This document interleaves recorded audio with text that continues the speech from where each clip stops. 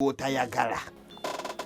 It is you that knows the battle you're struggling. Muzimu gw'okwongezaayo ebintu. The demon of procrastination okwongezaayo. Omuzimu okubeera disorganized. Ogw'obutawulira. Ogw'emputtu. You see the struggles of Obugayavu. That's another big problem. I'm going to tell you. You see the demons, the battles we are fighting is not just to be rich. No. Entalo ze tulimu nyingi. Mpitirivu. Bugayavu. Butafaayo. Butawuliriza. Buteebuuza. Kubeera na ego. Butalowooza ku nkya. Buteetonda. Ezo zonna entalo ziraba. Bw'oba ozirwana ozirwana weka. And those battles require you to be very honest with yourself and say naye nkubuulire.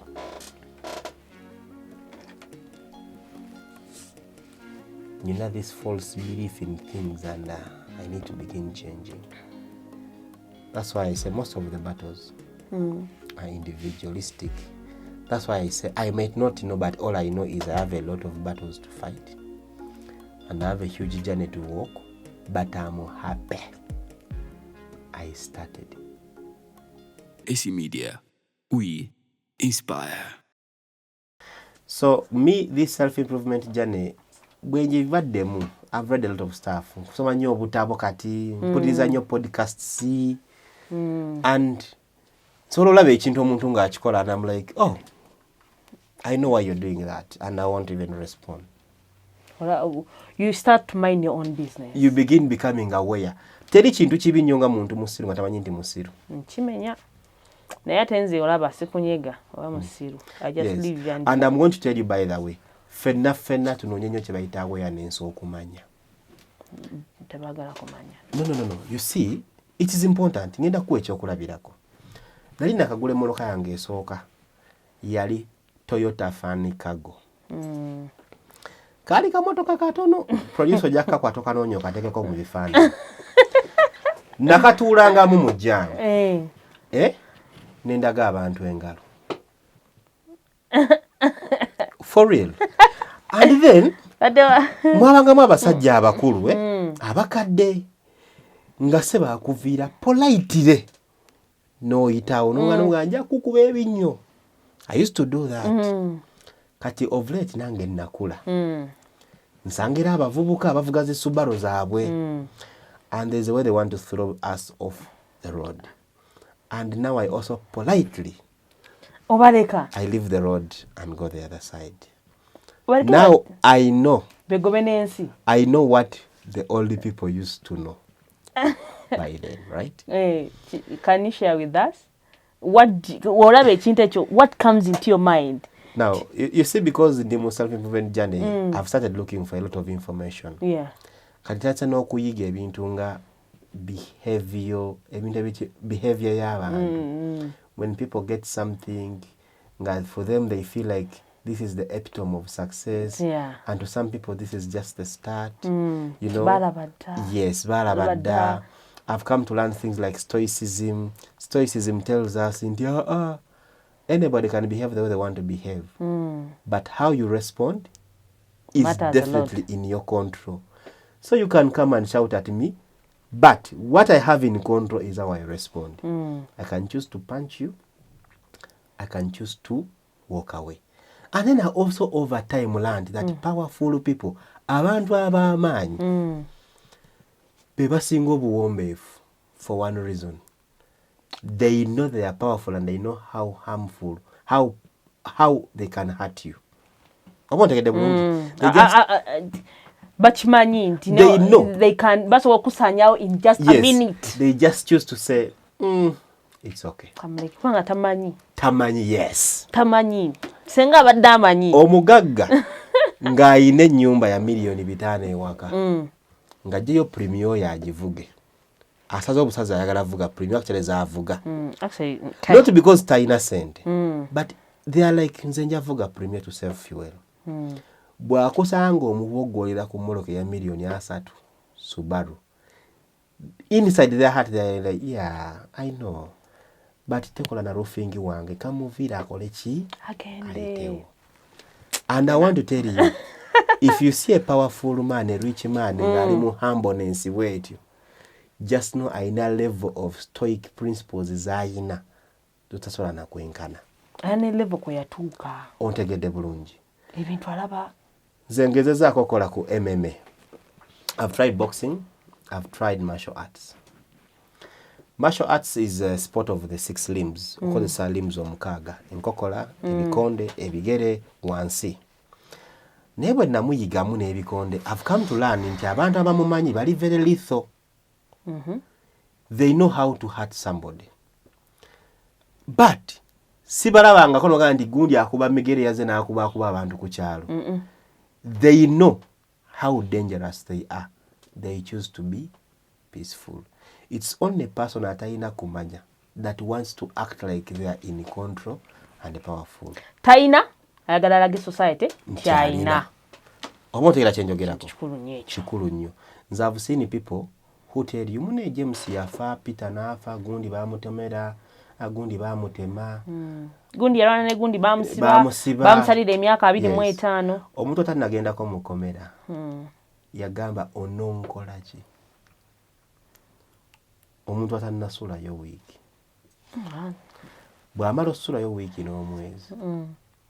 They get back to their senses. And I'm going to give you something we have as society. On the internet today, tulina abavubuka bannuma that have made it like Ugandan TikTok is supposed to be a place where people are supposed to just fight, nakwevuma, nakwewemula. Osobola n'omuwa ku ssente n'akuvumira omuntu gw'otayagala. Yes, and I'm going to tell you something. I remember fena twaliko abato. But life does not forgive being young. Obulamu tebusonyiwa kuba muto. That's why if you mess up today and lose a leg at 16, you don't get it back at 30. Okujjako okufuna ogulinga omugulu. Obutakufuna sigala oli mulema. So whatever you do as you're young, age shouldn't be an excuse for you to behave the way you want to behave. It's never. Plus, age is not reason for being stupid. Emyaka si nsonga yakuba musiru. Because in China, a 16-year-old can invent a plane. Abantu batukyasoma. Otegedde kye njogerako? Kitegeeza 16-year-old or 25. Gwe muto wano. You can understand that okuwemula si kirungi. And kibi nnyo nti olumu twagala tubiyige nga tumaze kaddiwa. Yagambe nti I wish I knew, but if you get a chance and somebody to tell you, don't call them motivational speaker. They know something you don't know. Abaana bakuvuma abakuliisa ebintu. No, I'll tell you. Abantu abakulu bagamba ediso ly'omukulu addugala weewala banalisi ebimanyi. My mother used to tell me oyo mukwano gwe simwagala, and I thought she was bad.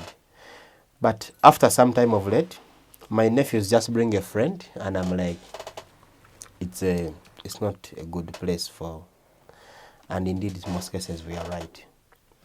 So okujjako ng'oli willing okuwuliriza n'okutwala bye bagamba. You may not differentiate good from bad. So Mr. Arthur, magezi ki goyinza okuwa omuntu awulira nti nga tabitegeera nga yali disconnected from themselves? Ali lost. Ng'abuze. Tamanyi kiddako. Because I believe because Uganda nga nkugambye njogerako olw'ensonga y'ensimu empangalira, I believe abavubuka bangi nnyo. Actually, ye population yesinga. Yes. But they don't know themselves. Bandyagadde abamu kale, a few they want to, but tebakiwulira. Bawulira bali lost due to the society, toxic families, toxic friends, toxic workplaces, n'ebintu ebyo. What advice would you give to such people? Ali lost. Kyensobola okuyamba is okugamba nti omuntu yenna ng'owulira obuze, ekisooka seek professional help. Noonya obuyambi. I know it may sound stupid. If it means saving some money to find help, please do so and get help from a professional. Omuntu asobola okuyamba. Kyekisooka kye nsobola okwogerako. Bw'oba osobola ottereka sente n'ogula essimu ya iPhone and your priority is to have an iPhone, you can still make your life a priority by saying, I'm lost, I need to find myself, make it a priority. The only difference is we spend money where we don't have to spend money. I want to get the point. Find help. Ekyokubiri. Omuntu yenna abuze nga ayagala okwezuula. You need to find the people that are going to support you in that journey. Channel nyingi eziri ku YouTube. And the reason I like this channel is because it's a mindset change channel. So for somebody just being part of this channel, it is one step towards discovering yourself. Okay? So in other words, noonya ebintu oba beera mu bintu ebisobola okuyamba okuba nti weezuula. Nze personally on my TikTok, ndaba nnyo TikTok. When you see on TikTok, when you go to the For You page, TikTok gives you anything. But when I go to only people I follow, I only consume what I've chosen. Because I now discover following For You. Vaku For You genda ku following. Now imagine ku following while following a page ya AC Media. And kuliko Arthur ayogera n'omuntu omulala ayogera. Your brain is going to be given that kind of information and some is going to change you. Okay? Yes. So bwe mba nkonsuminga nga njagala okuwonooneka, for a few minutes I go to the For You page. Yes. If I want to find things I'm passionate about, I go to the following page. However, kati now the For You page nagivaako because kati nayawula n'abantu benfollowing. Nyina abantu benfollowing just to laugh. Osekemu. Yeah, nyina abantu bemanyi nti bali funny. Okay. Then there are people who I know nti bo mazima ddala sibeetaaga era nabablockinga because one, their opinion tengasa teri researched, they're just a waste of time. We have a lot of them. There are people who teach me skills nebisigadde. So bw'owulira nga oli lost, naawe kennyini weebereremu otandika okukonsuming ebyo ebigenda okuyamba okutereera. Okay. Oba ontegedde?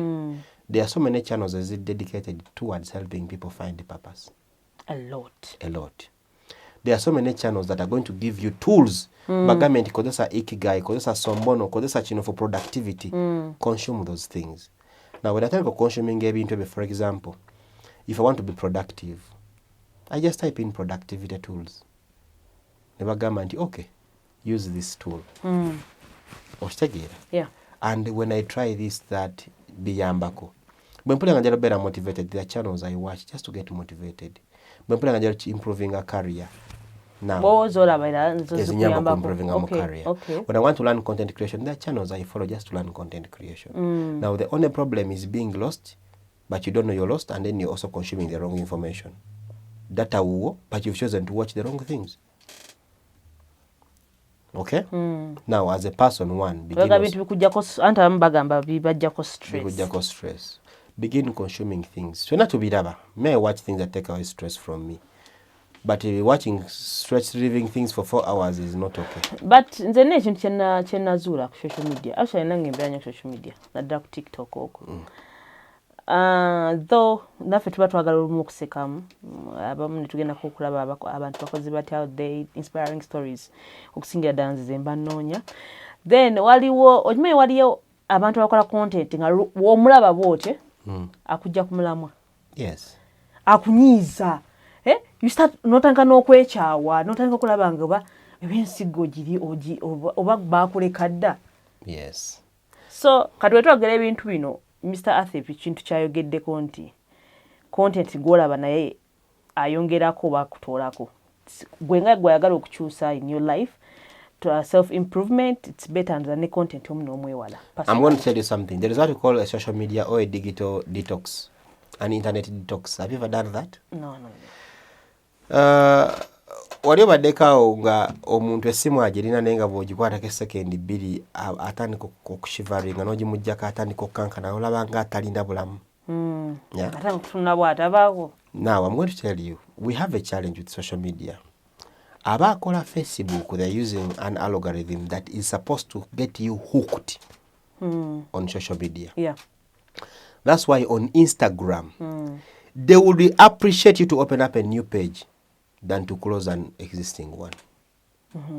They will remind you what is on your mind. Share this, because somebody's job was designed to tell them, find ways to make sure this person is on Instagram.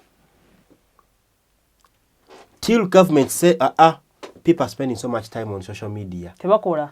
Mutegeko productivity tools. They're like, but you can't force them to go. They're like, at least put something to remind them they've been there for long. Take out dark mode, take out sleep mode. They are forced to do that. Take out privacy mode. Now, even as these things are done by policymakers or tuyamba, Yeah.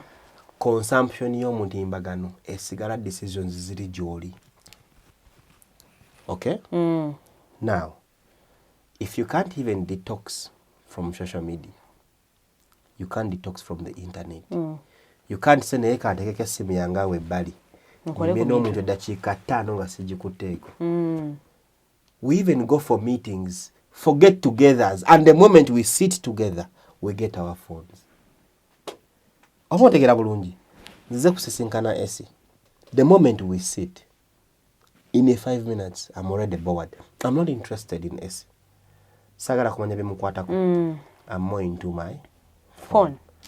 And now, that takes effort to say, Ndako, this is not healthy. Why don't I do a social media detox? Why don't I stay off this platform for a while? Very cool. I told you I was off Facebook for a long while. Najivaako. Wangamba. And I'm going to tell you, Essie, by the way. Bw'otuula n'obuuza omuntu nti mazima ga Katonda, tell me, why are you on social media? Anti abamu bagamba for fun. Bo bagamba most Ugandans 85% bajagala for fun. Tuwano kusanyuka. Okay. Omanyi, bwe tugenda mu coaching zino batubuuza ekibuuzo. Let's go back in time. Yes. How much time do you spend having fun? Until let's say 6 hours. But when you research better, you realize this person, one, is idle. They don't have what to do. And if not, they have what to do, but they've not just done it. They've just chosen to spend time on social media. And you wake up and complain about how life is so hard.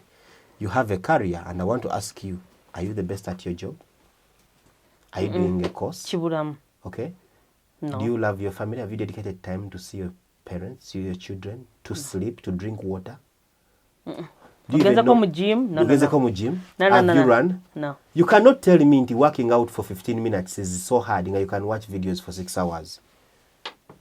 Priorities, right? Ina by'otwala nti bikulu. I'm going to tell you. Fabanywa ku mwenge. Alcohol is just something you use to intoxicate your brain, to get you away from the reality.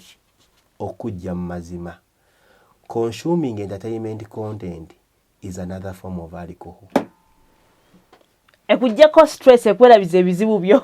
My friend, you're just trying to run away from the actual fact that you don't have a job, from the actual fact that you don't have what to do, from the actual fact that you don't have a career, from the actual fact that you're not connected, from the actual fact that you don't like your body, from the actual fact that you don't have love. You live with a funny bit and address your problems, and you see how honest you will be with yourself. Nze bwe mbeera ewange nga ndi bored, nentegera nti ndi bored, mmanyirawo ensi yankyawa. And that is the actual fact. I don't have friends. The moment you realize ne sina mikwano, sina na activity sitalina important, you know, anybody has called me for a wedding, then you're like, kati problem nyitegedde. I'm not on the phone because I'm happy, but because I lack friends. The moment you begin listening to yourself and telling yourself real answers. So we're trying to fight certain demons. We're trying to run away from certain things. To break chains. Yeah, we're trying to pretend, but the actual truth amazima tugamanyi. We are living in denial. Kale, Mr. Arthur, oyogedde emabegako nti you read books, n'oyogerako wayo podcasts ezimu. Nze nga nziraba tools ezakuyamba mu self improvement. Era ezikyanyamba because nkyali mu lugendo bagaye nyina kye naabadde. I'm still in the process. Anti buze bulwenkulaba ndaba weeyongeddeko. Anyway, kale tutandikira. Can you please share some of the podcasts omuntu zasobogamba kale let me try out this nabo nakyusa ku bulamu oba even abantu we batyo like the podcasts like the podcasts actually okay, tools. Let's look at tools that can help you in your transformation journey or self-improvement journey. Tools nyingi. The first tool I use is I use the internet. I use the search bar, search bar tool on any platform. ChatGPT, the moment you type in, hi ChatGPT, I want to find some books for self-improvement, it will suggest. TikTok, search bar tool, self-improvement information, you'll get. Books for self-improvement, you'll get. Anywhere. So the first tool I will tell you is the search bar because that one is accessible. Either on TikTok, anywhere. Buli muntu alaba cheno alina gadget and that gadget has a search bar. Wow, ChatGPT. It has changed my life. Thank me. Thank you so much, Mr. Athanari for your percent and I see na sente. You know, to Gambia. Actually, ChatGPT now is so advanced. It is machine learning. It has simplified my work. It had so to together and when you use it so much, it begins figuring you out. Yes. Now for me, my chat, it even knows. Like sometimes I ask questions, and answer no. Actually, machine learning is taking over the world. And it has changed my life. Yeah, actually, I don't know if I'm to learn anything right now. I think I want to understand the AI and how it's going to affect the future. And I think there are career possibilities. Mumasa. So the earlier the better. The earlier the better because I'm telling you, you see all this. This is machine learning. You remember things that are bezaringamu roboting computers. These are the computers. This thing can store my voice. It can store settings. Not so producer. That camera can track my face. Yeah. Because it has autofocus. And that's how machine learning is working. And think about the future. Think about how it's gonna become. Possibilities are endless. I don't know. But possibilities are endless. So, first tool is a search bar. Gobuliche webuza munsi muno. Search bar.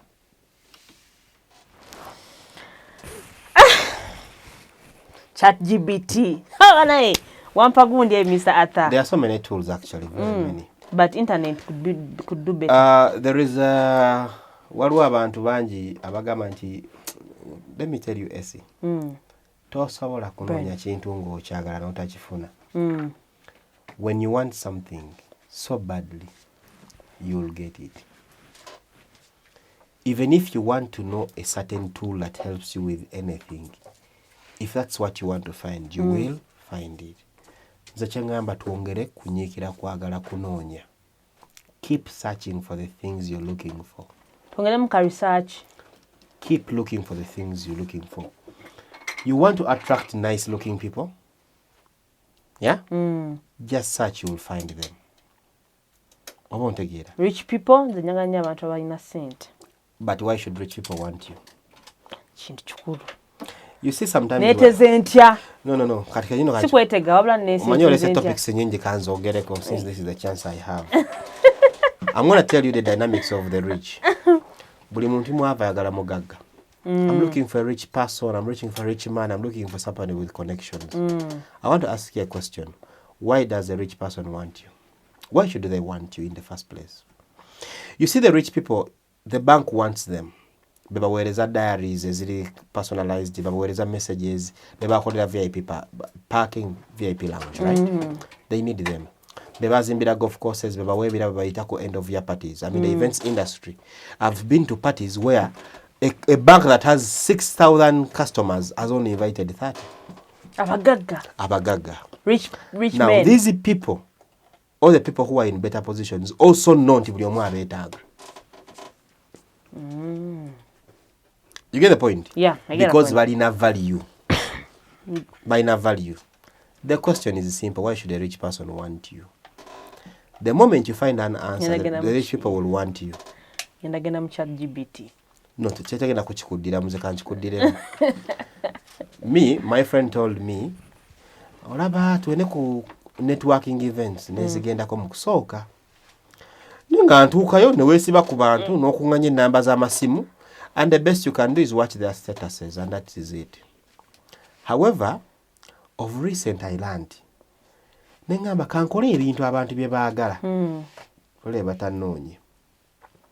The moment you become of value, one, you have knowledge, you have a product or service that people want, they will save your number and they will call you. You don't even need to look for them. Ontegere kyenjogerako.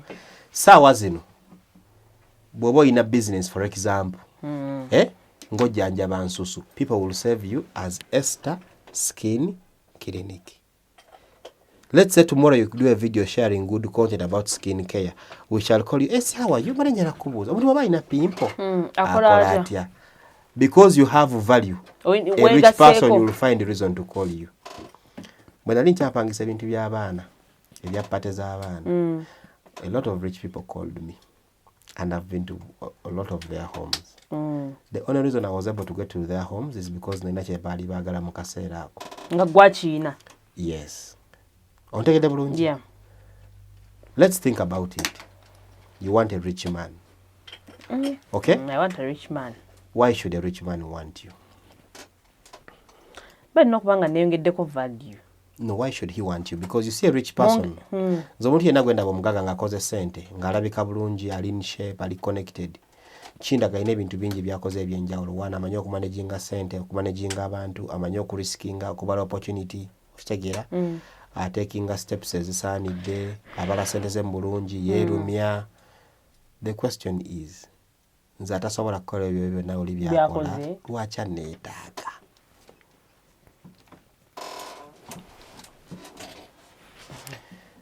Unless I have value, I'm offering that rich person. Takiina gwa Kiina. That's why we need them. That's why we want them. Do they want us? So in self-improvement, you're like, okay, I want a rich person. But how do I make the rich person want me? Is the question. I want a nice-looking man. Don't want. Ask yourself, how do I make the nice-looking man want me? I want a beautiful woman. Ngali intelligent. Ngalina career. Stop wanting. Ask yourself, how do I make a beautiful girl, rich, intelligent, want me? The moment you find the answers and you begin doing those things, the rich, beautiful young girl will want you. It works just like magic. Trust me. Mr. Arthur, do you have mentors? Yes, a lot of them. Can you twaliramu mentoring okubaako wootuuka? My relationship with my mentors is not direct nti omuntu akimanyi nti mentor wange. Okay. No. However, mentorship yange gyenfunye eri a bit more observational. Tinyina abantu benneegomba era neebuuza nnyo lwaki bakola bye bakola, and I want to be like them. Okay. And most of them are Ugandans. And I have a whole list of pictures of them where I sit. Abamu bannabyamizannyo, abamu bali successful mu careers, bali successful mu business, abamu just bali happy mu bulamu. And I'm just like, I will tell you, Wembera, my landlady, I just want to live her life. Yakola, naakoowa okukola. Emyaka mingi emabega. Naasalawo abeere eka, alabirira abazzukulu, n'okuddiza ekyalo. And when I look at Hajat, I just want to find where she gets the peace. Like, she's, nekyayina akigaba, She feeds everyone ku Yidi. She gives. Tali mu struggle ya kululunkana. Like, Papa. Well, wait, there's something about her that I look at and I'm like, I don't know. You get the point. Yes, then there are people benneegombako nga bo balina will nga bagwa emirundi 10 ne baddamu. Then there are people that I know, like Ntulira Balaam Barugahale, and I look at his life, I look at how he has made it, and I'm like, wow, there's something to learn from him. But I've never had a discussion with him, which I would wish one day, you know. Ntunulira abantu bangi bannabyamiza nnyo, like nze nali ngezezaako ebyo bintu by'ebikonde kickboxing, omusajja yankuba okugulu n'embikyayirawo. I look at sportsmen and I'm like, akikola atya, ajjawo omutima guno ogukeera ku makya buli lunaku, because honestly if abali bakoze ku kadiyo tumumanyi amenya mutundira abantu abadde hearinga ku diet nogaba naye omuntu n'alaba pizza n'agireka omuntu n'agamba baga naganvudde ku sukaali, like noli amagi buli lunaku amafumba abiri like you see when you look at people n'amenvu buli lunaku. So sijja nabayita ba mentor, ntunuulira ze bayita good practices, nogamba wow, ono omuntu kino ekintu yakiraba atya nti kinaakola. Some people just do the right things. You're like, wow, I wish I can have the insight of this person. Kuba balabira wala, mwe balabira ewala. And you're like, wow. So abamu ba risk takers, abategesi b'ebivulu abamu noga okay. Omanyi wayogera bw'oti ogenza oyogera ku mwami Balaam nti kino ekintu kantwala omukiso kikubuuza nti tulabye abantu bangi nga tulina ebintu byetwali bakopyeko naye because we have that hatred olunsi tulina political differences n'ebintu ebirala mu kifo ky'okulaba ekintu ekyo kisobola otugattako ate tukkiriza obusungu oba oliawo ne hatred tuvuga nti tasobola kulaba bintu nga bino netutandika okutunuulira abantu olwokuba boogera ebitusanyusa oluusi nga batuwabya ate oluusi nga tebatugattako. Omuntu ng'oyo omwamu asobola kukola ati okushifting okuva n'alaba ebintu nga birina okubeera n'aba mubiraba mu ngeri eri hatred, mu ngeri nga spreading a hate, n'abiraba in a positive way. Okay, now I'm going to tell you this. I wish everyone could understand stoicism. We call them stoic principles. Now, abantu bangi batandise okubeera ba students of stoicism. Before I had an encounter with stoicism, nali sitegeera bwe bikola. And one of the principles there is bw'otunuulira ebintu, stop looking at them as, don't look at the negative, always look at the positive, and always look at the takeaway. That's a principle in stoicism where they say, tunuulira ki ky'osobola okugyamu. Now, beera muvumu ekimala. Si muvumu, but you see when I look at, for example, njakuwa abantu bangi, when I look at President Museveni, I might not like him, I might have differences with him, but there are things I want to learn from him. There are questions. Ninebuza, how has he been able to control us for 40 years? What if I learned that skill? Can't I control this country for 40 years? You can. I want to get up. You can. How was he able to wake up? Nagamba nyingidde kibira. Okuwamba. Naye ontegeera bulungi. Ekirooto ekyo yakijjawa. Nenfaayo nnyo okutunuulira. Yes. Abantu 27 bwe yatandika nabo. Yabajjawa. Yabalonda atya. Ye 27. Yabakakasa atya. Bo bwe babagamba, why did they respond? Because kutemanyi waliwo abalala bagamba nze sigenda ye. Sibijja bisobola. Naye ontegeera bulungi. When I look at Robert Kyagulanyi, I ask myself, that, you know, that being consistent with something, like Achijawa, how has he been able to love Babi for that long? Are they that perfect? Like, you get the point. So then I ask Babi that of all men, why did she choose him? He had dreadlocks. He walked like he didn't have a spinal cord, you know. But why? What did she see in him? But so now I look at those ones, and those are the takeaways I want. I want to get. How has Kenzo been able to drive his way to where he is? Okay? How has Balaam done it? Banji, bonna tebalina ekyokuyiga ba mukulu Abitex. There is a lot. Baba bafina. I look at Mama Fina and I ask myself, okay, first of all, what does she do exactly? Obontegeera. But achikola atya, like you see, these are questions, and sometimes because you can't get direct answers, you begin observing them. You're like, I think now I know. I now I know. I think Balaam is a solid guy. Ali willing okuriskinga, ali willing okubeera out there. Tacha kinamwogerwako nogamba, wow, that's a principle I can Nkati bantu banagamba ki? banagamba ki? Ye kwasaba nga ayitawo ajja kugendawo. Nogamba, okay, Mama Fina, I think she loves her job. She's, you know, she's known. Like she's identifiable. Like this. Then ojo notandika otolamu ebyokuyiga mpola mpola. So me I'm thinking, this channel Joyina is an amazing piece. Keep bringing these people. Most of us want to learn. Okay? Those who don't, okitegeera. Ate Katonda buli omu yamuwa okuyitibwa. God has a gift for everyone. Wali obuzibu. Emunyenye omusanvu eziri mu bantu. Waliwo abantu abalina emunyenye ey'okusitula abalala. Ng'ebalimu. Nga yakusitula bw'ati. Yakusitula balala. Mulimu abalina emunyenye ey'obukulembeze. Nga they are leaders. Mulimu abalina emunyenye y'okuprotectinga. And they will tell you nti byonna bikole nze ngenda beera mu magye. And they are willing to sleep outside for you to sleep in peace. That star.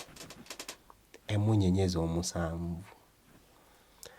And if you can have everyone in their munyenye, fe abaagala okutaapinga amaanyi agali mu munyenye ezo, tujja gataapinga. Nze nyina abantu benda baali e Bulaaya. Nkajja n'agabira abantu miliyoni 4. Naga gundi Abu Dhabi simanya US yampa miliyoni 4. N'obuuza. Nanye n'azimuwaawo. Yali kuki? Because emunyenye ye yakuwa balala. Emunyenye yakulaba balala nga bali happy. Ninga bambuuza, what did you do to give others? They really went through snow, long nights, and their munyenye is to give. Nze nsaba eze munyenye abantu abazirina. Tuleme kuziyiwako mazzi nga tubayita ba motivational speaker ab'ekyekyo. Bagamba nti ono naye agabiriza ebitagasa. Tuleme gamba nti oyo akulembera ani. Let's have those stars. Let's help the stars shine. Wano oli abikkako. And when you're a student of self-improvement and personal growth and stoicism, you learn how to let stars shine. Oleke munyenye ni zaaka. Totekawo omukono. Toddeyawo ddaala ng'omuntu alina. So bwe ndaba omuntu akola ekintu ekibi, for example, I just know they don't even understand what I understand. That's why students of self-improvement and personal growth, they will look at you and they are like, yeah, Dunning-Kruger effect ye mulimu. Tumuleke. Mr. Arthur, what do you see as the next steps in your journey of this self-discovery? I can't even tell, but there is a lot coming up. I feel like kati kakabikuka. Yes. Tulina we twatuuse. Tetulina, and let me tell you. A lot is coming. A lot is coming. You see, I used to think I was very old. Oh. But now I've come to understand that wherever you are, you can start. It's not too late. It's not too late. You can know your purpose at 60. You can discover your dreams at 80. Joe Biden is an old man and he's the president, you know. Yakola KFC, you know. Olejja musanga agambe nti. Yes. Amanyi, I don't know what to say about our Nze ndaba nnyo olaba AGT. Do you watch AGT? America's Got Talent or BGT?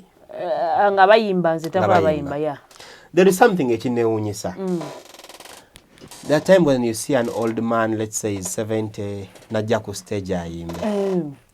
Ne bambuuza, why are you here? Nagamba, I've always had this thing in me. I always wanted to be a musician. At 70? Yeah, and I feel like madde nkituddeko kumala ebbanga. I want to try it at 70. And for me, I look at that, I'm like, okay, that is the important piece, James GM. You can find love at 40. can find love at 50, you know. Genda batugamba oweze emyaka 25. Yes. You can live life by your own rules. So sola kubulira format yange bagenda kubeera, but all I know is a lot is coming. And I just want to ask God, I'm blessing ampa abantu abatuufu banninaani. That's good. Ampa abantu abatuufu. Okay. Banninaani. Ogenze n'oyogera ku kya 40 okufindinga love.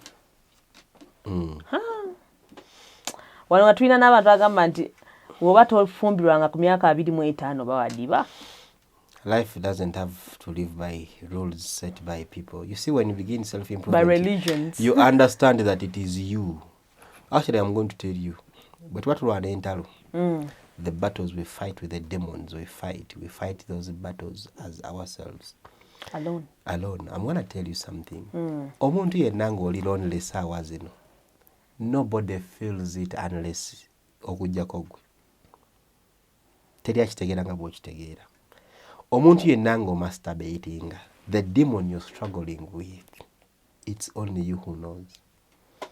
Omuntu ng'o struggling ne rejection, it's only you that knows that demon. Omuntu ng'oli mu mubiri olina body dysmorphia, omubiri gw'otayagala, it is you that knows the battle you're struggling. Omuzimu gw'okwongezaayo ebintu. The demon of procrastination, okwongezaayo, omuzimu okubeera disorganized, ogw'obutawulira, ogw'emputtu. You see the struggles of Obugayavu. That's another big problem. I'm going to tell you, you see the demons, the battles we are fighting, is not just to be rich, no. Entalo ze tulimu nyingi. Mpitirivu.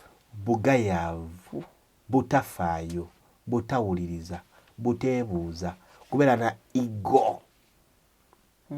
Butalowooza ku nkya, buteetonda. Ezo zonna entalo oziraba. Bw'oba ozirwana ozirwana weka. And those battles require you to be very honest with yourself and say naye nkubuulire.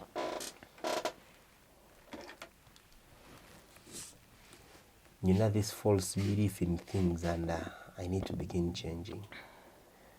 That's why I say most of the battles are individualistic. That's why I say I might not know, but all I know is I have a lot of battles to fight. And I have a huge journey to walk, but I'm happy I started. Last question, Mr. Arthur. Journey eya self-discovery, self-improvement. Muli okkiriza nti ekuyambyeko mu business life yo kwasa ne daily life ebintu byokola buli lunaku on a daily basis? Yes. Can you just give us a brief explanation? Sola kuwa brief ngenda kuwa lengithe part. Kasita oyogera, we have time. So let me tell you something. You see, nyina mukwano gwange bamuyita Chris. Okay. Actually, let me say this. For people ababeera Muyenga, Bunga, Buziga, Munyonyo, there is a gym, it's a Beyond Fitness Center, opposite Ethiopian Village. If you can, go by and work out. It's one of the places that have the best functional workout trainings. As a singer. Chris kept telling me, ne ato yambala bubi. And he kept telling me this. Esere wayambalanga otya? Simanye sina kugamba, but I used to dress jean n'ebisinika byo nga nyambala nga bwe njagala. So omanyi wetwogera ku abantu okwambala obubi, oli ayinza okuza bwali oyambala damage. Now I'm going to tell you something. Yes. There's dressing decent, dressing neat, dressing smart. No kumala gambala. Kati fe bisinga tumala gambala. Tumala gambala. And Chris kept telling me, nayo yambala bubi. Biki? Nga sikitegeera. Bwe ntandika journey ya self-improvement, one of the areas I wanted to improve, kye nali manyi nti nali bubi nnyo, bwe buyonjo. Ntandika okukyusa engeri gye nnyambalamu. Esi tomanyi how your life changes by just being smart. Anti tufe tulina mukali, wama be yourself. Kola ekyo ekikuwa emirembe. Zezo excuses ze tukozesa obutayagala kukyuka. You don't know how powerful being smart is. Kikwongerako. Allah. Bannange. People will want to call you madam, and you don't have to be called madam. Kati ngaffe abakyala mami. Mummy, yes. Yes. People will think you've entered the supermarket to buy the whole of it, yet you're just speaking water. Yeah. Yes. People will get on panic to serve you. Being smart will attract people to you. People will want to. You will be noticeable. Now, being smart doesn't mean kwambala bya bei nnyo. But just understanding kiki ekyokwambala. Nti bwe nyambala ka polo shirt, nenzijako akapale kalonekana akagatto ka loafer. Mbeera smart. Mbeera malidad. Mbeera casual, mbeera simplistic, mbeera neat. Ontegeera? Yeah. Knowing that bwe mbeera ku interview no nenzisaako ekkooti, I'm different than when I have a t-shirt. Bikulu nnyo. So that one has changed lots of things. And that is one area I don't want to, and I want every man actually. That is one key area. Ekyokubiri, bw'onootandika self-improvement, n'oyiga ebintu ng'okubalansinga obudde, okuschedulinga, journaling, okwebaka ekimala, obutawa bintu bitalina makulu budde, ogenda tandika okukula mu ngeri gy'otamanyi. Ngenda kuwa ekyokulabirako. Me, I have a business. It's called Vector Events. Initially, Vector Events was giving me money. And it has been my bread and butter, right? Yeah. But I would create a lot of content for Arthur the Vaccine. Then nengamba naye erindako. Self-improvement teaches me nti tuwe ebirina amakulu obudde, tubirowooleze, ebituddiza tubiddize. Then I realized that this business has been giving me. Then I asked myself, do I record content every day for it? No. Do I know how to advertise it on social media? No. Do I, when people see me, can they say, yo Arthur, or wachino? No. Nengamba, hold on. So when I learned all that, nentandika biteekamu, neneekolera ka website, nga bw'ombuuza, Arthur, how are you? Oyina ki? Link gye nkuwa. Kino kikola kitya? Ka video ku link YouTube nenkakuwa. Nzize mbukola. It has made the business processes much more easy. Oba ontegeera bulungi. Nentandika okuddamu ebibuuzo bakasaba bye bambuuza. If customers ask how much, kankoleka website, prices nziteekeko. Kikola kitya? Ka video nekashootinga. Nemmanya nti buli kumakya bwenkeera nga sinabeera mu WhatsApp group 15. Njala sooka kuddamu messages z'abakasitoma. Somehow your life becomes better. Your business begins. Etandika okuresponding. Oyinza obutakiraba, but customer satisfaction improves, profitability etandika n'okunyumira kuba efuuka smoother. So self-improvement, once you begin putting it into yourself, tekyusa bukyusa business yokka. Buli kimu kikyuka. Okitegeera? Nze Essie, nali sibeerangako awo. I used not to lift. Now I have a jacked body. Bw'ogenda okugula essaati buli gye bakuwa eba ekunyumira because olina shoulders ennene. Not that essaati nnungi. Naye ekunyumira. Ekunyumira because kati omubiri omubiri ogukozeeko.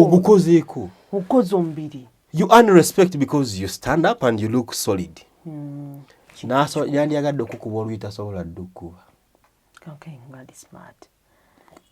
Nawe bajja bayoola abantu bakuyoola. Weebale. Bw'oyiga ebintu skin care routine y'omusajja okwerabirira. Abasajja bayinza okulowooza routine y'abakazi bokka. Munne, you don't have to do a very sophisticated one. A simple one. Bijja bikyuka. Now tebikyusa bukyusa business, but ne self-confidence yo. Kituufu. I know myself before. Nga ne mwoteka mbandu, so mti okuvaayo. Yet I'm a brilliant chap. But because I was a shabby. Bajja ganyambadde biki? Owulira nga towera. And Essie, let me tell you something by the way. Yes. Nafuna omukisa last year and I worked with a group of very smart people. They would put on suits, would go and work somewhere. bwe nalaba ensi bweri ne mmanya abamu ku ffe tukana because tetunnalaba. The world out there is beautiful. There are places we need to be at. We just need to prepare ourselves. Waliwo office tulina okubeeramu, waliwo ennyonyi ze tulina okulinnya, waliwo lobby ze tulina otuulamu, waliwo restaurant tulina okulyamu. These restaurants are waiting for us to prepare ourselves so that we get there. Yes, I will tell you. There are people who are going to become my friends of this. There are people that would want to meet me. There are people that would want to sit with me and we talk. There are friends I'm willing to make. And you discuss. Excellent. The opportunities I'm waiting to get, I just have to be there.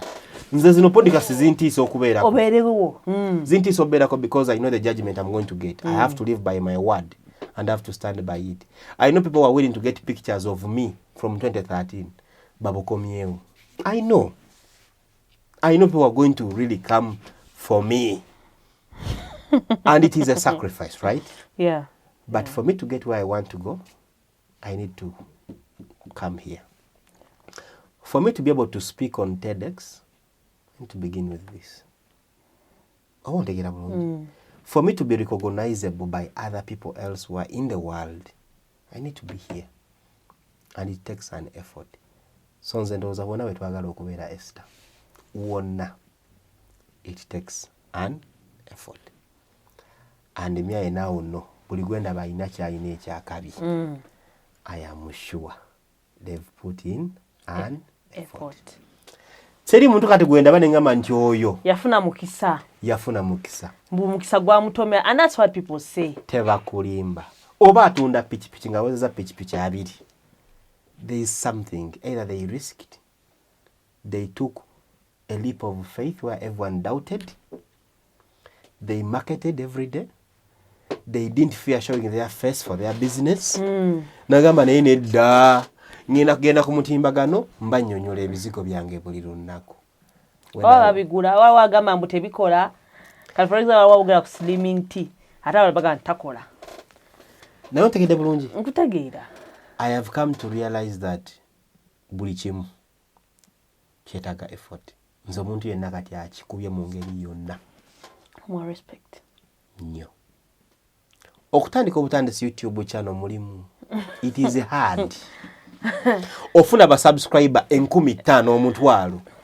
It is hard work. That's why when ndaba bonna abakikoze, I look at them and I'm like, wow. 20 watch hours.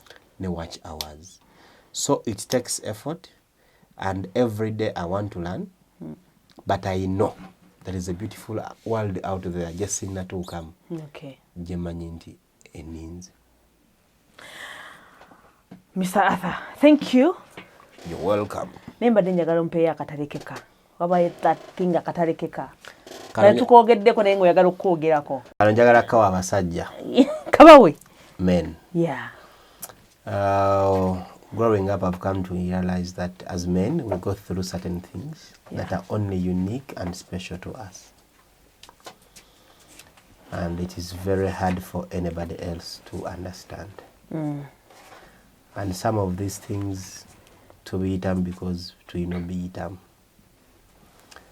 And I want to just let you that being a man is an obligation.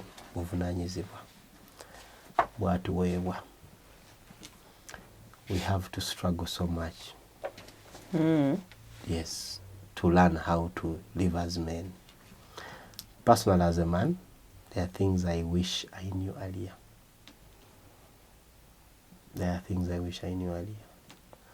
But there's nothing I can reverse. Just to learn to live better as a man. Actually, being a man is a job. A full-time And one. actually a skill. Hey. Yes. For us women, tukoze uti. Sibamanyi kuba ntegeera basajja nze nkiyiza kati nti okubeera omusajja. I don't use it as bukodyo. It's a skill. You have to learn how to be. You have to have that art. Yes. I didn't understand that as a man you have to wake up regardless of whether you're happy or not, but make your family happy. Si changu. Si changu, esi. As a man, you wake up and take responsibility of everything you've done. I won't take it. Yep. Si changu. And now for me, one of the biggest challenges I have right now is adjusting to that. To understanding the fact that as a man, waliwo ebintu ebimu nga sina nakubiwaako answer. Nga nalaba byogerako. Yes, and yeah. You just have to look on and ignore. Yeah, learning to be a man is a hard job, and I wish we could help more boys learn to be men. Because lwaki nkyogera ekyo nti nze kati ndi mu kuyiga buyizi. Okitegeera? Ndi mu ku-advancing okugezaako okuyiga. Ogamba nti, oh, my father was like this, you know. Especially if abaataakula na bataata. You know, we didn't learn a lot. But being a man is a hard job. I won't comment simply because I'm a woman. You may not understand. I won't understand the things. But Mr. Arthur, thank you so much. It has been an amazing show. Nganze nange mbadde omu kubalabadde mbadde wano. So meaning bino byonna bitwogedde tebiyambye bali bokka naye kennyini binyambye. So kakati nze student abadde maaso nga muli mabega. So kyonna kyekiri walaba video eno olunaku olwaleero mbadde nkusaba if ng'oyagaliza, okay, ng'owulira waayetaze mukwano gwo naye ave mu comfort zone ye naye akyusa obulamu bwe, you can share this video to them. Just be that good person, okay? So thank you so much abatulabye okuva gye twatandikidde paka wano we tuli. Nyongera bagamba omba abapya kweno channel, please subscribe. Ate era mugendeko ne wa Mr. Arthur Sandi ku YouTube channel ye. Yes, waliyo more of these conversations about more of these topics. Nadala is a self-improvement, self-development, byonna gye biri eri. You can go visit the channel and don't forget to subscribe. Please subscribe. Yes, so tukola bino ebintu, we believe baba batona babiraba but tumanyi nti tuba twongeddeko ettofaali. One day jagamba we nali ntaakako data wange teyansalira bwereere. Yeah, so leero tubadde wano ne Mr. Arthur, nsigala nze Nabulime Esther, Essi wano ku Talk with Essi mu Mindset Change Program, ate nga Brian yabadde camera. We meet next time. Bye bye.